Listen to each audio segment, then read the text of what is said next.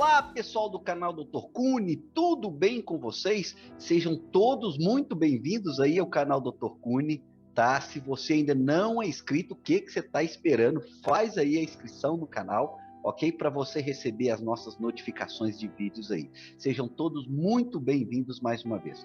Bom, nós recentemente transformamos o canal Dr. Cunha em uma verdadeira sala de aula, né, com vistas a disponibilizar informações mais detalhadas para todos os interessados, tá? Com vistas também a, num futuro próximo, deixar a disciplina de cunicultura em modelo não presencial, ok? E também, né, futuramente oferecer um curso aí de formação inicial em cunicultura. Então nós estamos gravando aulas e disponibilizando aqui para vocês.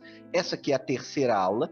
Nós vamos falar a respeito aí dos benefícios da cunicultura para a sociedade. Nós vamos falar da carne do coelho, dos coelhos PET, coelhos para laboratório, subprodutos da atividade, enfim, nós vamos falar de tudo isso aí, ok? Lembrando que nós já gravamos 2 aulas. Na primeira aula, nós falamos aí a respeito da cunicultura no mundo, a história da cunicultura no mundo, a história da utilização do coelho e do próprio coelho também, alguns dados biológicos, a gente já comentou sobre isso aí, né? E falamos também da história da cunicultura brasileira, onde nós falamos dos altos e baixos da cunicultura brasileira, tá? E focamos muito no período atual. Bom, se você não viu essas aulas, é só você procurar aqui no canal que você vai achar tudo. Eu só chamo a atenção que, para não ficar aulas muito longas, nós estamos dividindo as aulas em algumas partes. E cada parte dessa tem aí por volta de 15 minutos. Então, hoje a gente vai fazer aulas sobre benefícios da cunicultura, ok? Você pode buscar aqui embaixo que você vai encontrar todas as partes, ok, dessa aula aí na descrição. Bom, então, sem mais delongas, vamos compartilhar aqui a nossa tela para a gente começar. Bom, eu me chamo Luiz Carlos Machado, sou professor aí do Instituto Federal Minas Gerais e nós vamos falar então a respeito dos benefícios da cunicultura para a humanidade.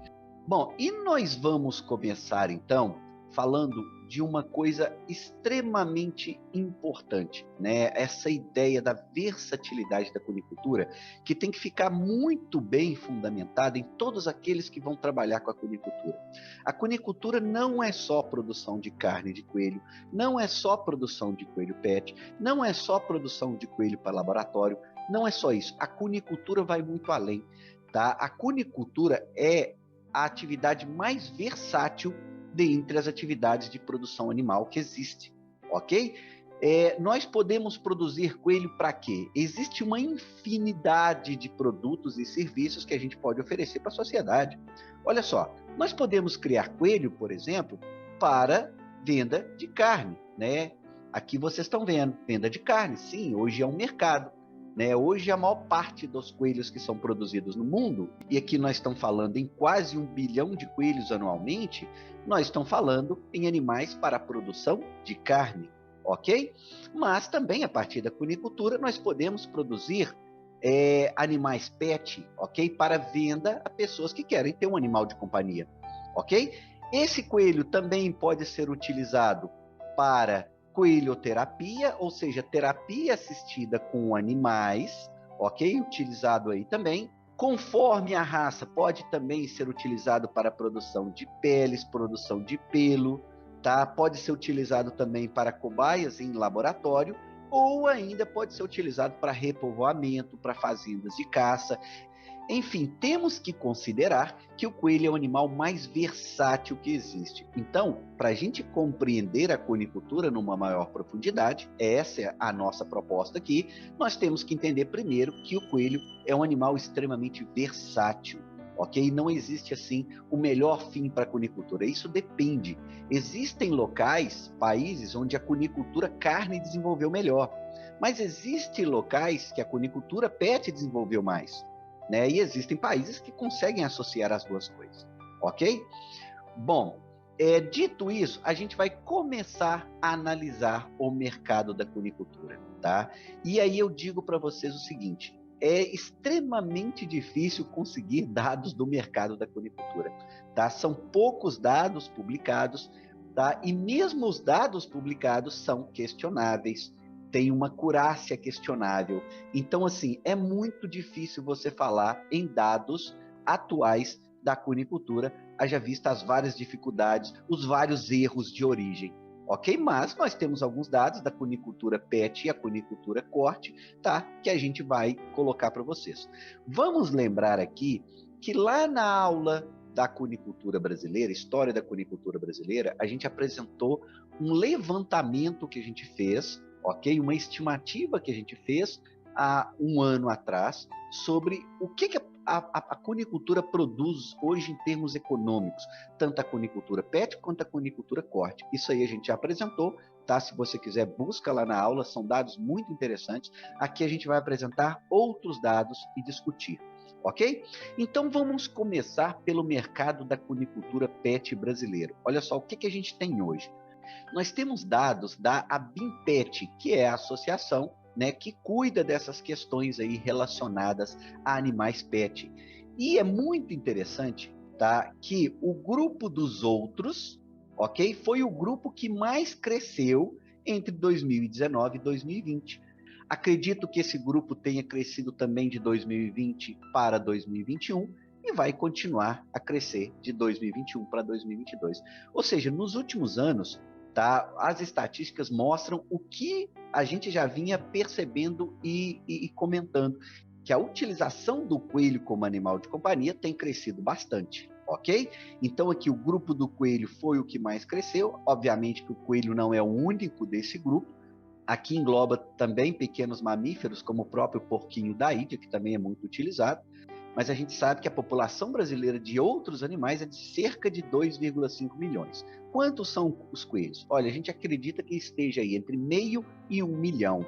Infelizmente, nós não temos assim dados muito concretos a respeito disso aí. São apenas estimativas, mas que reforçam a importância do coelho como animal de companhia no Brasil, ok? Bom, e a nível mundial?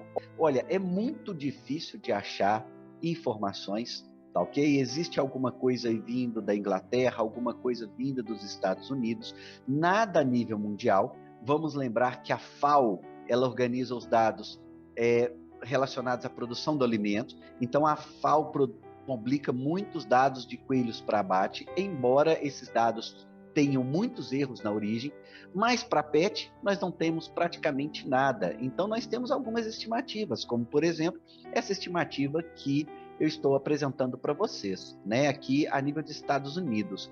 Se acredita que tem aí nas casas 1,5 milhões de coelhos alojados, tá? Existem muitos animais nos Estados Unidos, é um mercado muito forte esse mercado dos Estados Unidos, tá? Uma população aí de cerca de 2,2 milhões, mas algumas pessoas acreditam que tenham entre 3 e 7 milhões, até 7 milhões de coelhos nos Estados Unidos. Lá é a terceira espécie mais popular em termos de animais domésticos. Inclusive, essa questão do coelho nos Estados Unidos é muito cultural também. Isso vem principalmente do início do século passado, essa relação que as pessoas têm com o coelho, né? Muitas feiras, muitas competições entre os criadores, tá? Exposição. Isso é muito importante para a cunicultura local. Bom, em relação à produção de carne, o que nós temos hoje a nível de mercado mundial? Olha só, a melhor referência para a gente buscar esses dados é a FAO, ok? Através do seu sistema FAO-STAT, que não está atualizado para todos os países, mas que nos dá uma boa referência, principalmente considerando aí o ano de 2020, ok? Bom, então se você for buscar, você vai ver que a produção de carne de coelhos está presente em 66 países, ok? Dentre eles o Brasil, e nós temos aí oficialmente cerca aí de 600 milhões de animais, o que gera aí cerca de 1 milhão de toneladas de carne de coelho produzidas no mundo. O coelho é a quarta espécie, em número de animais, a quarta espécie mais produzida no mundo para carne, ok? Bom, isso considerando, tá, ok, o abate inspecionado. A gente sabe que também existe uma parcela de abate que não é inspecionado, que não é considerado nessa estimativa. Enfim, Quem mais produz coelho hoje no mundo? Coelho para carne? A China, ok? E a Coreia, tá? Hoje, cerca de 80% da produção mundial está aí a nível de Ásia, ok? Depois o Egito e os países do Mediterrâneo, como a Espanha, França e Itália, ok? Bom, continuando a analisar esse mercado, no ano passado, no Congresso Mundial de Cunicultura, que ocorreu na França, em Nantes, um professor chinês, o Dr. Lapin-Yu, ele publicou alguns dados aí muito interessantes da cunicultura, do comércio em cunicultura a nível mundial, inclusive mostrando um pouco das tendências relacionadas ao mercado da carne de coelho. E ele percebeu o seguinte, analisando entre 1961 e 2019, ele vê uma grande mudança na tendência de onde essa carne de coelho está sendo produzida. Bom, na década de 60, o continente europeu respondia aí por cerca de 90% da produção de coelho no mundo. Principalmente nessa época, isso era muito tradicional na Europa. Tá?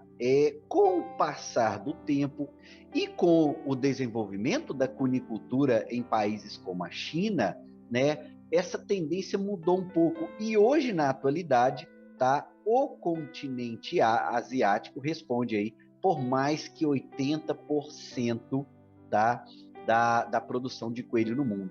Enfim, esses dados aqui nos mostram, em resumo, ok, que a produção de coelhos a nível mundial saiu da Europa, ok, e foi para a mão dos asiáticos, principalmente China, tá, e Coreia.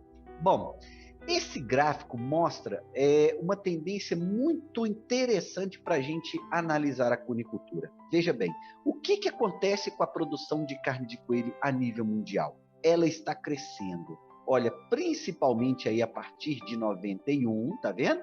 A produção de coelhos no mundo vem crescendo, coelhos para carne, ok? Isso é devido principalmente ao aumento aqui, ó, um aumento exponencial da produção de coelhos nos países asiáticos, principalmente China. Então, assim, a produção de coelhos no mundo está crescendo, mas principalmente devido à produção em países em desenvolvimento.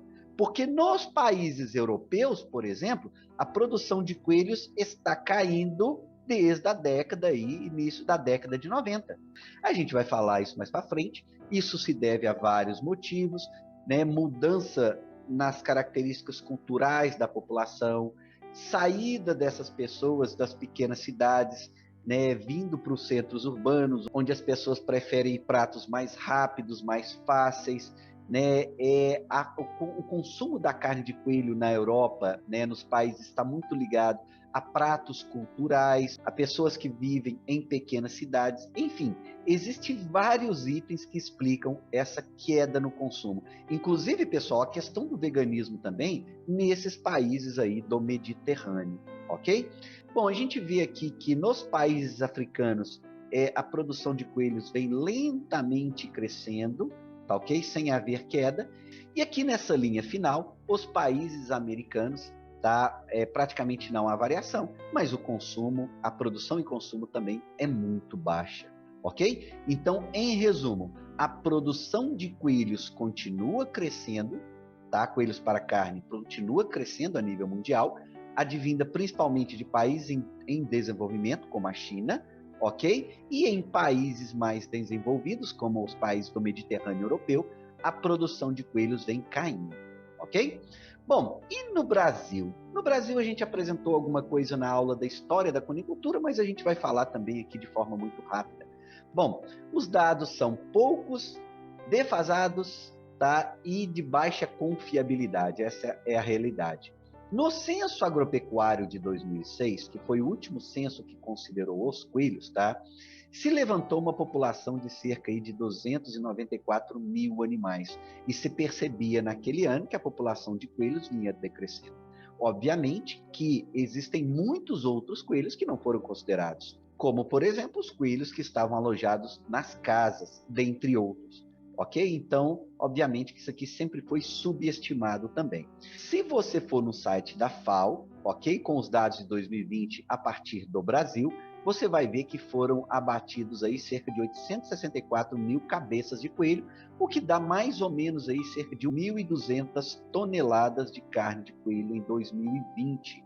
Obviamente que isso são estimativas, eu não sei se isso considera somente o abate inspecionado ou se considera também algumas estimativas aí de coelhos que são abatidos sem inspeção. A gente sabe que a maior parte do coelho do Brasil é abatido sem inspeção.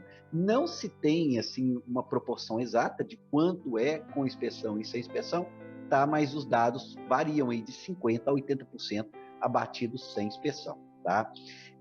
Vamos lembrar aqui também que se você fizer o cálculo aqui da produção, considerando a população brasileira e sabendo que no Brasil a gente não exporta carne de coelho, nós vamos achar o consumo aí de cerca de 6, 7 gramas por habitante a cada ano. Considerando que a maior parte aí é abatida sem inspeção, nós estamos falando talvez de um consumo brasileiro aí entre 10 a 20 gramas por habitante a cada ano. Ou seja, o consumo continua sendo desprezível aqui no Brasil, ok?